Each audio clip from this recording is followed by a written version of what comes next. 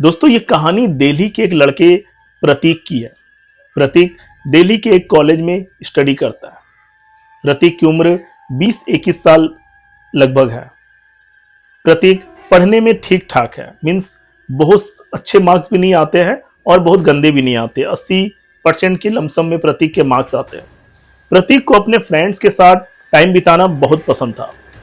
प्रतीक अपने फ्रेंड्स के साथ चिल करना, मीन्स कभी कॉलेज के ग्राउंड में बैठकर अपने फ्रेंड्स के साथ टाइम पास करना या कैंटीन में बैठ के मस्ती करना प्रतीक को बहुत पसंद था।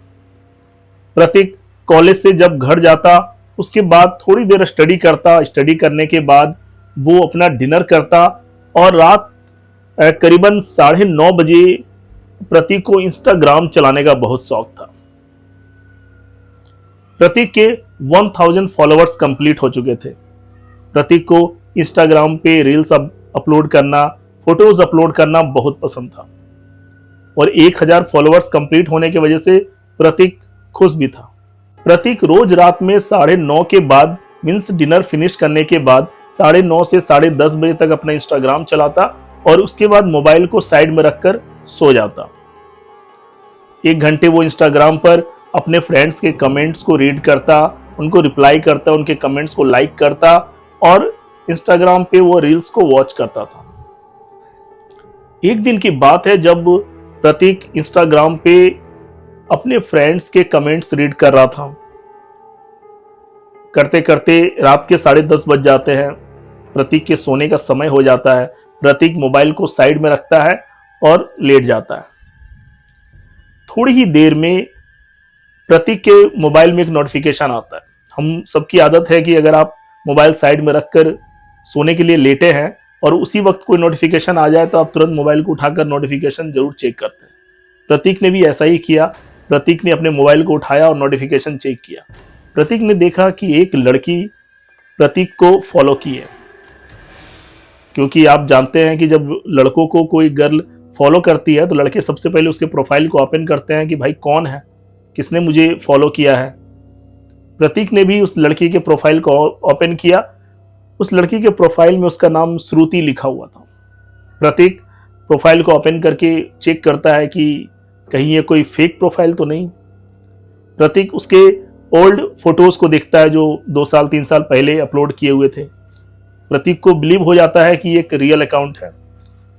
प्रतीक सोचता है लेकिन इस लड़की ने मुझे फॉलो क्यों किया है, मैं तो इसे जानता भी नहीं और मैंने आज तक कभी इस गर्ल को कॉलेज में मैंने देखा भी नहीं। प्रतीक ज्यादा ध्यान ना देते हुए मोबाइल को साइड में रखकर सो जाता है। नेक्स्ट डे मॉर्निंग प्रतीक कॉलेज जाता है और अपने फ्रेंड्स के साथ जब हैंग आउट कर रहा था, टाइम स्पेंड कर रहा था, प्रतीक अपने मोबाइल को निकालता है और श्रुति के फोटो को अपने फ्रेंड्स को दिखाता है और पूछता है क्या तुम लोग इसे पहचानते हो, क्योंकि मैंने आज तक इसे अपने कॉलेज में नहीं देखा है। सारे फ्रेंड्स श्रुति के फोटो को देखते हैं लेकिन कोई भी फ्रेंड श्रुति को नहीं पहचान पाता है। कोई भी फ्रेंड श्रुति को पहले से नहीं जान रहा था।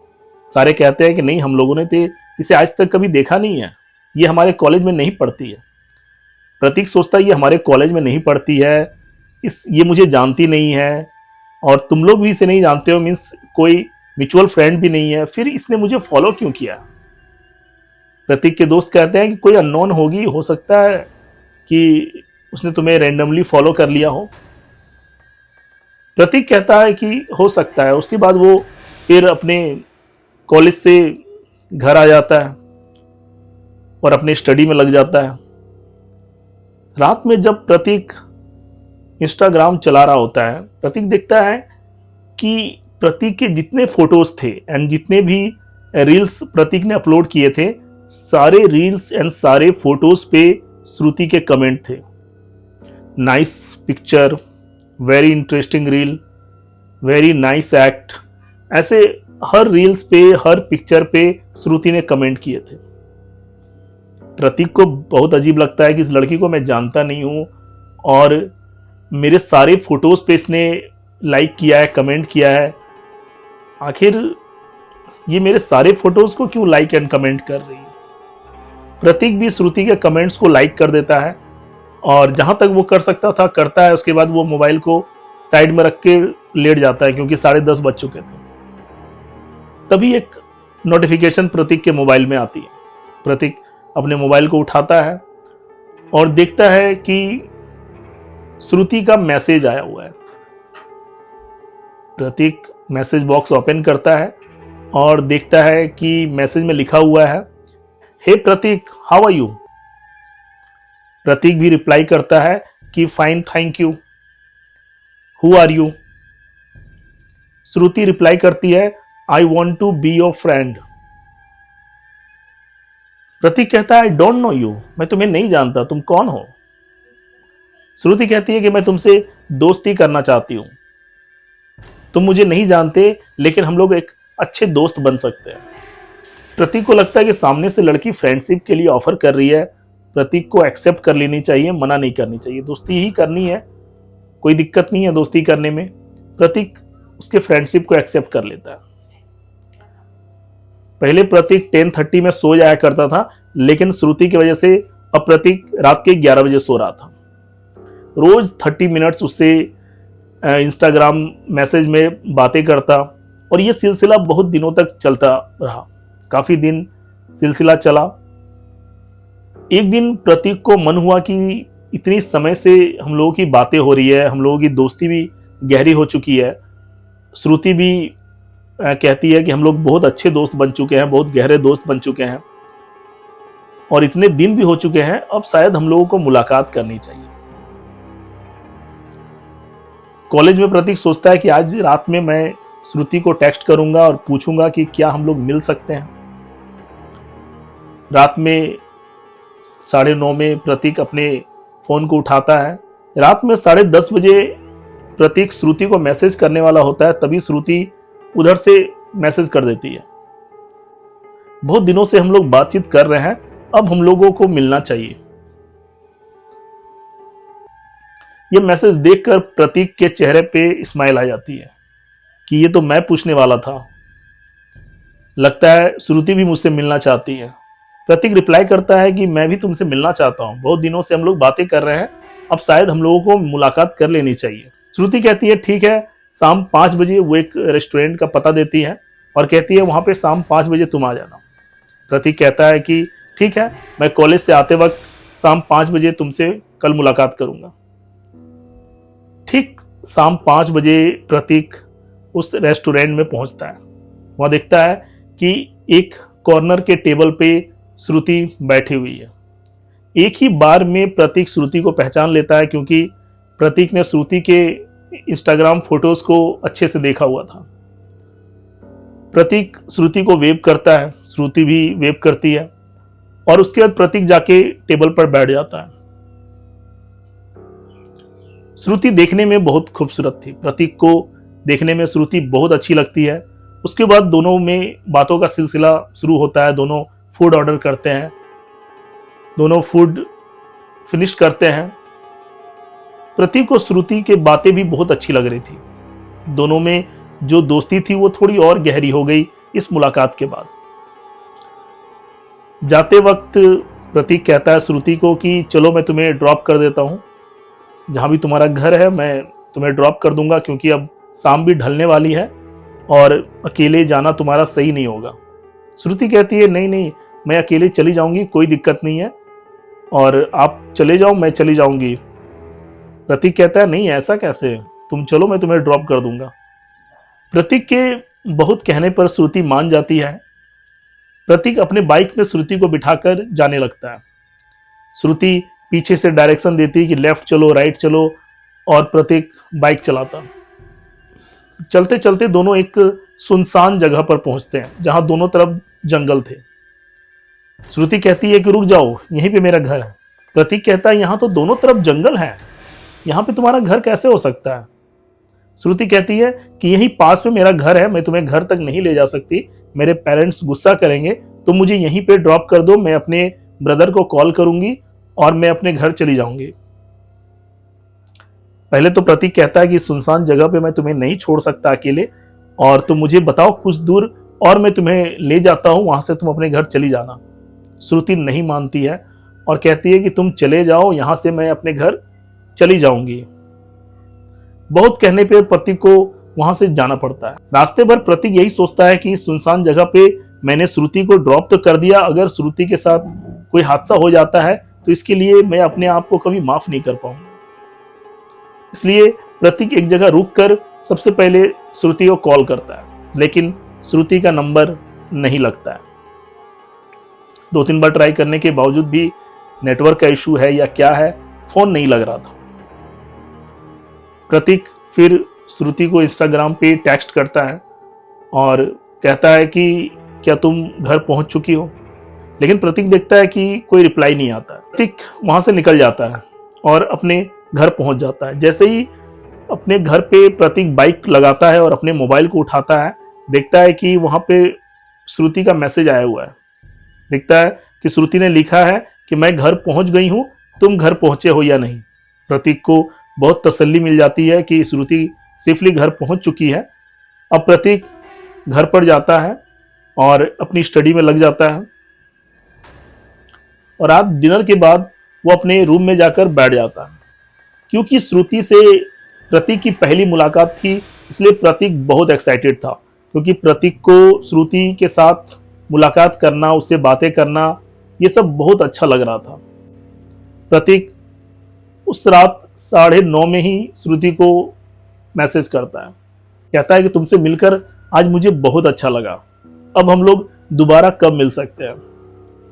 श्रुति कहती है कि मुझे भी तुमसे मिलकर बहुत अच्छा लगा, तुम एक बहुत अच्छे लड़के हो, अब हम लोग दोबारा जल्दी मिलेंगे।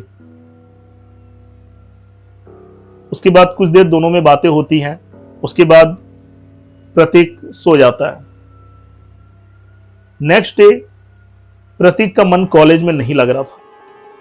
प्रतीक बार बार श्रुति के बारे में ही सोच रहा था कि अब दोबारा उससे कब मुलाकात होगी। जैसे कॉलेज खत्म होती है, प्रतीक अपने घर जाता है और श्रुति को मैसेज करता है कि मैं तुम्हें बहुत मिस कर रहा हूं और मैं तुमसे मिलना चाहता हूं। श्रुति कहती है कि ठीक है, हम लोग बहुत ही जल्द मिलेंगे, तुम बताओ कब मिलना है। प्रतीक कहता है कि संडे को हमारी छुट्टी है, संडे को हम दोनों मिलते हैं कहीं पर। श्रुति कहती है कि मुझे एडवेंचर का बहुत शौक है, पिछली बार हम लोग एक रेस्टोरेंट में मिले हैं, लेकिन इस बार हम लोग नाइट में एक जंगल में मिलेंगे और उस जंगल को नाइट में एक्सप्लोर करेंगे, बहुत मजा आएगा। प्रतीक कहता है कि जंगल में क्यों मिलेंगे, हम लोग कोई अच्छी जगह में मिलेंगे जहां पर बैठेंगे, बातें करेंगे और कुछ खाएंगे पिएंगे, एंजॉय करेंगे। श्रुति कहती है नहीं, हम लोग जंगल में ही मिलेंगे और जंगल में रात में घूमेंगे और एक्सप्लोर करेंगे, बहुत मजा आएगा। प्रतीक को तो बहुत अजीब लगता है कि वो मुझसे जंगल में क्यों मिलना चाहती है। फिर भी क्योंकि श्रुति बहुत जिद करती है तो प्रतीक एग्री कर जाता है और उसके बाद प्रतीक बैठकर श्रुति के प्रोफाइल को देख रहा था। प्रतीक देखता है कि प्रतीक के होम पेज में कुछ ऐसे पोस्ट आ रहे थे जिस पर श्रुति ने कमेंट किया था। क्योंकि जब आप किसी के फ्रेंड हो जाते हैं और वो किसी फोटो पे कमेंट करते हैं या लाइक्स करते हैं तो आपके होम पेज में उनके जो फोटोज होते हैं, रील्स होते हैं, कभी कभी शो होने लगते हैं। तो श्रुति के कमेंट्स किए हुए फोटोज जो थे, रील्स जो थे, वो प्रतीक के होम पेज में नजर आ रहे थे। प्रतीक देखता है कि एक फोटो था जो बहुत ही क्रीपी टाइप का था, जिसमें एक वैम्पायर टाइप की थी जो एक लड़के का खून पी रही थी। उस फोटो के नीचे श्रुति ने कमेंट किया था वेरी नाइस। फिर उस फोटो वाले प्रोफाइल को प्रतीक ओपन करता है और देखता है कि उस पेज पे केवल डेविल और घोस्ट, स्पिरिट, ऐसी ही चीजों के बारे में पोस्ट की हुई थी, लिखी हुई थी, जिसमें वैम्पायर के बारे में, भूत के बारे में, घोस्ट के बारे में और ब्लैक मैजिक के बारे में, ऐसी सारी चीजें उसमें थी। और सबसे खास बात यह थी कि श्रुति ने सभी फोटोज पे कमेंट किया हुआ था, लाइक्स किया हुआ था। और ऐसी एक पेज नहीं थी, ऐसी और भी जो दूसरी पेजेस थी जिसमें ब्लैक मैजिक और घोस्ट के बारे में था, उसमें श्रुति ने लाइक कमेंट किया हुआ था, जो प्रतीक को पता चलती है इंस्टाग्राम से। प्रतीक को ये सब थोड़ा अजीब लगता है कि श्रुति इन सब चीज़ों पे इतना इंटरेस्ट क्यों दिखा रही है, इन सब चीज़ों को इतना पसंद क्यों कर रही है। फिर प्रतीक को लगता है कि शायद वो जंगल भी इसीलिए जाना चाहती है क्योंकि श्रुति को घोस्ट, स्पिरिट और वैम्पायर इन सब चीज़ों में बहुत इंटरेस्ट है। वो सोच रही होगी कि जंगल में जाएंगे तो इन सब से मुलाकात होगी या कुछ वो एक्सपीरियंस करना चाहती है, शायद इसलिए वो मुझे भी ले जाना चाहती है। प्रतीक सोचता है कि जाने से पहले उस जगह के बारे में जानकारी ले लेनी चाहिए ताकि हम लोग और अच्छे से उस जगह को एक्सप्लोर कर पाए। प्रतीक गूगल ओपन करता है और उस जंगल के बारे में वो टाइप करता है, उससे रिलेटेड कोई न्यूज़ या आर्टिकल कभी कुछ छपी है। प्रतीक को एक न्यूज़ आर्टिकल मिलती है जिसपे लिखा हुआ था, जिसमें प्रतीक पढ़ता है कि उस जंगल में 2 साल पहले किसी लड़के की बॉडी मिली थी, 2 साल पहले, और उसके भी 2 साल पहले किसी लड़के की बॉडी मिली थी। मीन्स अभी तक वहां पे 3-4 बार बॉडियां जो है वो लड़कों की मिल चुकी थी। प्रतीक को बहुत अजीब लगता है कि उस जंगल में ऐसी कौन सी घटना हो रही है कि हर 2 साल के अंतराल में वहां पे किसी ना किसी की बॉडी मिलती है। सारे बॉडियों पे एक कॉमन थी कि लिखा हुआ था आर्टिकल में कि जैसे किसी जानवर ने उन्हें मारा हो और उनके गले के सामने मांस को खाया है और ब्लड को ड्रिंक किया है, ऐसा कुछ मतलब उनके साथ हुआ था, उन लड़कों के साथ जिनकी मृत्यु हुई थी। प्रतीक को अब थोड़ा अजीब लग रहा था क्योंकि ठीक 2 साल पहले ये घटना घटी थी और उस घटना के 2 साल पूरे हो चुके थे। उसके पहले भी 2 साल पहले, उसके 2 साल पहले घटना घटी थी। तो प्रतीक को ऐसा लग रहा था कि अब 2 साल बाद मैं जा रहा हूं तो कहीं मेरी भी मृत्यु तो नहीं होने वाली है वहां पे। अब थोड़ा थोड़ा प्रतीक के अंदर श्रुति को लेके डाउट्स पैदा होने लगी क्योंकि उस दिन श्रुति का अपने घर के बारे में नहीं बताना, उस सुनसान जगह पे उतर जाना बाइक से, उसके बाद जंगल जाने की जिद करना और इंस्टाग्राम पे ऐसे पेजेस को लाइक करना जो थोड़ी सी क्रिपी पेजेस हैं जहां पे घोस्ट, स्पिरिट और भूतों की बात होती है। प्रतीक को कुछ कुछ समझ में आने लगा था कि यहाँ पे जो मुझे नॉर्मल सब कुछ दिख रहा है नॉर्मल नहीं है। हो सकता है कि मैं उस जंगल में जाऊं और नेक्स्ट डे मेरी न्यूज़ पेपर पे आ जाए। प्रतीक को समझ में आने लगा था कि श्रुति जो है वो नॉर्मल लड़की नहीं है, या तो कोई स्पिरिट है या किसी स्पिरिट के द्वारा पोजेस्ड है या वो इन सब चीज़ों में बहुत इंटरेस्टेड है, इसलिए वो मेरे साथ कुछ ऐसा करना चाहती है। क्योंकि श्रुति के बारे में प्रतीक को बहुत कुछ जानकारी भी नहीं थी क्योंकि एक ही बार प्रतीक श्रुति से मिला था, उसके बाद मुलाकात जो है वो जंगल में ही होने वाली थी। प्रतीक सोचता है कि अब मुझे श्रुति से नहीं मिलना है। वो श्रुति को हर प्लेटफॉर्म पे जहाँ पे भी श्रुति से उसकी बात होती थी, चाहे वो फेसबुक हो या इंस्टाग्राम हो, हर जगह श्रुति को उसने ब्लॉक कर दिया और अपने जितने भी सोशल मीडिया प्लेटफॉर्म थे उसको प्रतीक ने डीएक्टिवेट कर दिया कि 1 महीने के लिए मैं डीएक्टिवेट रखूंगा और 1 महीने के बाद अगर कोई भी एक्टिविटी नहीं होती है, कोई मैसेज नहीं आता है, उसके बाद मैं एक्टिवेट करूंगा। 1 महीने तक वो डीएक्टिवेट रखता है, कोई मैसेजेस, कुछ कॉल वॉल नहीं आते। जो नंबर भी था उस नंबर को भी प्रतीक ने ब्लॉक कर दिया, जिसके बाद कोई मैसेज, कुछ भी कॉल प्रतीक के पास नहीं आती। प्रतीक बहुत डर चुका था और प्रतीक समझ चुका था कि मुझे अगर जान बचानी है तो मुझे श्रुति को किसी भी हाल में ब्लॉक करना होगा, उससे हर कम्युनिकेशन को तोड़ना होगा। और कम्युनिकेशन तोड़ने के लगभग 1.5 महीने के बाद भी जब कोई भी मैसेज या कोई भी उधर से कोई ऐसी एक्टिविटी नहीं होती है जिससे दोनों की मुलाकात हो पाए, उसके बाद वो अपने सोशल मीडिया प्लेटफॉर्म्स को ओपन करता है। तो दोस्तों, ये कहानी आपको कितनी इंटरेस्टिंग लगी कमेंट के माध्यम से जरूर बताएं। Thank you.